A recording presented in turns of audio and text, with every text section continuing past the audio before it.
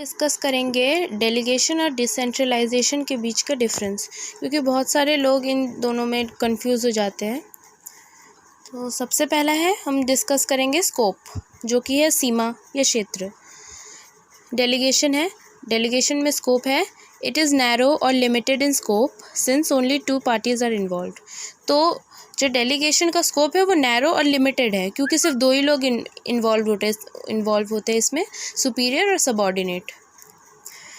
दूसरे पे अगला डेलीगेशन है, इसका स्कोप डिस्कस करेंगे। It is wider in scope since executives working at different levels are involve. तो हमें जैसे पता है कि डिसेंट्रलाइजेशन में वाइड स्कोप इसलिए रहता है क्योंकि हमें लेवल्स के हिसाब से हम पावर को डिस्ट्रीब्यूट करते हैं, तो इसलिए हमें बहुत ही ज़्यादा वाइड स्कोप मिलता है, बहुत ही बड़ा स्कोप मिलता है। नेक्स्ट आ जाते हैं सिग्निफिकेंस में, यानी महत्व।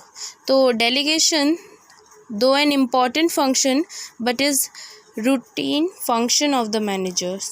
तो ये एक रूटीन फंक्शन है मैनेजर का, वो हमेशा डेलीगेट नहीं कर सकता। जब उसको काम ज़्यादा लगे या फिर वो नहीं कर पाए तो वो अपने सबॉर्डिनेट को पास करता है।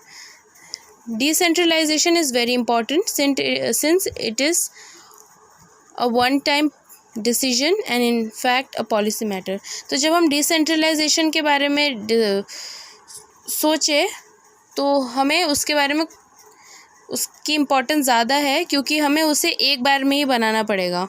ये एक पॉलिसी की तरह बन जाएगा। अगर डिसेंट्रलाइजेशन हमें करना पड़ता है तो एक पॉलिसी बन जाएगी, क्योंकि अगर हम डिस्ट्रीब्यूट कर रहे हैं तो सब लेवल्स में करेंगे, तो इसलिए हमें एक पॉलिसी बनाए रखनी पड़ेगी कि डिसेंट्रलाइजेशन होगा, इसलिए इसका इम्पोर्टेंस ज़्यादा है। फ्रीडम ऑफ एक्शन, तो यहाँ है कार्रवाई की स्वतंत्रता, कि कितनी स्वतंत्रता मिलेगी। डेलीगेशन में लिमिटेड फ्रीडम होती है, डिसेंट्रलाइजेशन में ज़्यादा फ्रीडम होती है।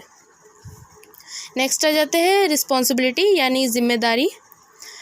It is the responsibility of every manager.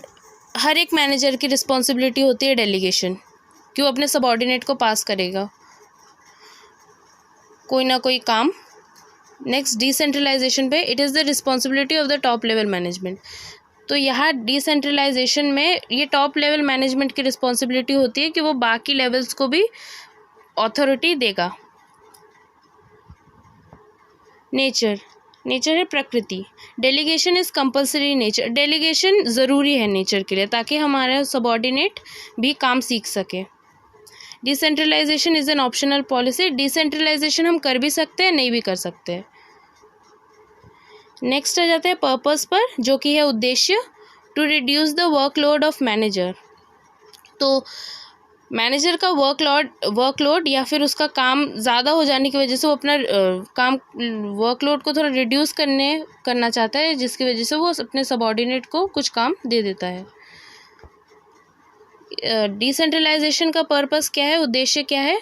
To increase the role of subordinate by giving them more autonomy. तो डिसेंट्रलाइजेशन का उद्देश्य ये है कि वो अपने सबॉर्डिनेट के रोल को ज़्यादा बढ़ाता है। नेक्स्ट है ग्रांट ऑफ अथॉरिटी, मतलब प्राधिकार का अनुदान। कितनी अथॉरिटी मिलेगी? The authority is granted by immediate superior, मतलब अगले उत्तरदायित्व को दे दिया जाता है कि जो इस काम को कर सके, तुम्हारे नीचे वाले लेवल का कोई सबॉर्डिनेट उसको वो कर सके।